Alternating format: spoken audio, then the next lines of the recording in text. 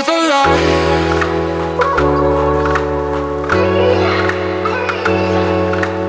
Je me prénomme Catherine et aujourd'hui on va parler d'une astuce de l'AVC, plus précisément, et d'une astuce sur comment faire, que faire lorsqu'on s'est rendu compte que quelqu'un a un AVC. Mais j'ai ajouté un certain nombre de choses dans la vidéo. En principe, la vidéo devrait se limiter à l'astuce, mais j'ai préféré ajouter des choses comme c'est quoi l'AVC et quels sont les symptômes par exemple. Parce que je me dis qu'il faut savoir tout ça avant de pouvoir agir. Il faut déjà savoir qu'on est dans un cas d'AVC. Bon, il est bien vrai que je ne suis pas une professionnelle, en la matière, je n'étudie même pas la médecine, mais j'ai fait des recherches personnelles sur le sujet avant d'aborder la vidéo.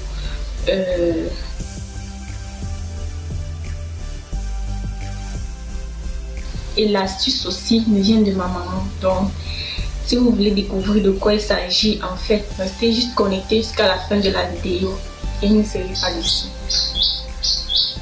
Tout à l'heure.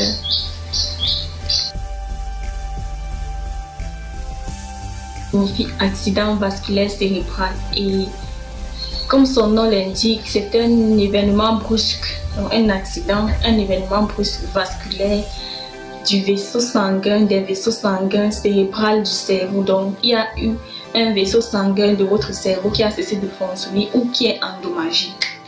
Bon, maintenant, quand on parle d'accident vasculaire cérébral, il y a deux cas de figure. Le premier cas de figure, c'est l'infarctus et le second, c'est l'hémorragie cérébrale.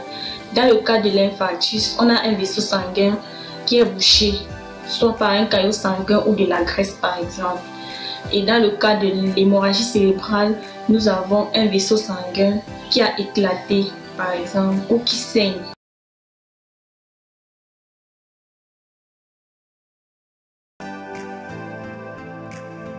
Beaucoup de gens ne savent pas en fait comment détecter un AVC et c'est vraiment dommage, c'est délicat parce que l'AVC, c'est en quelques heures comme ça, on peut perdre une personne.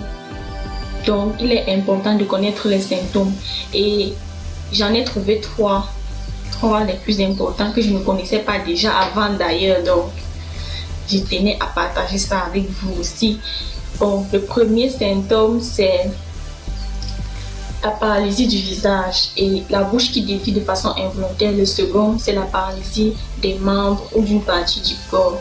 Le troisième, c'est le trouble de la parole. Donc, c'est-à-dire que votre victime a du mal à prononcer certains mots ou n'arrive même plus à s'exprimer. Je crois que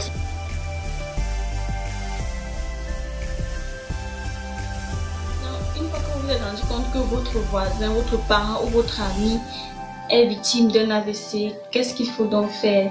Généralement, le premier réflexe c'est d'appeler un médecin ou alors d'amener cette personne à l'hôpital.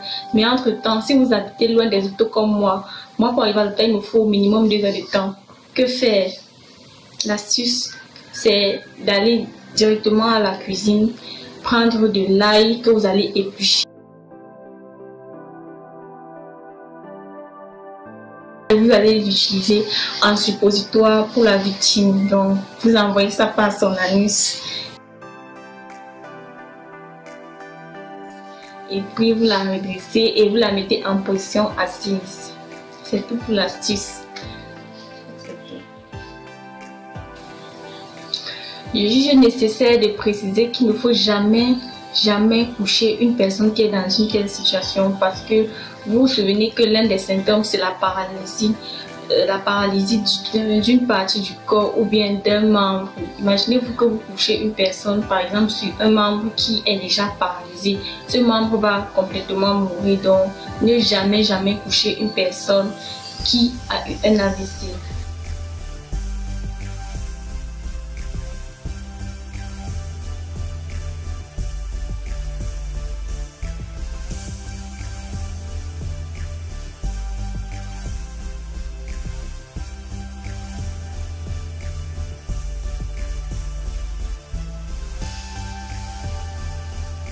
Peut-être l'AVC est survenu du fait que votre victime soit déjà une personne hyper tendue et on conseille beaucoup aux gens hyper tendu de consommer régulièrement de l'ail. Si vous pouvez même doubler l'utilisation de l'ail dans vos repas, doubler, franchement, doubler la quantité d'ail, ça ne gâte pas le repas.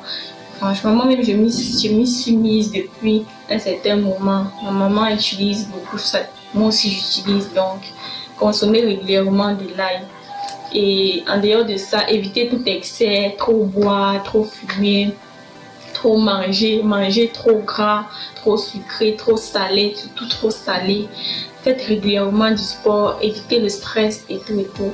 Il y a tellement de choses, tellement de causes de l'AVC. Donc, c'est tout pour la vidéo.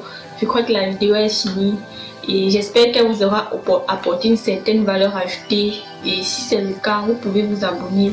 Mais si vous n'êtes pas prêt à supporter devant ma tête tout le temps, partagez au moins la vidéo, ça peut en aider d'autres. Partagez la vidéo à d'autres personnes, à vos amis, à vos proches, vos parents. Ça peut en aider. Et moi, je vous dis au revoir, bye bye et à la prochaine.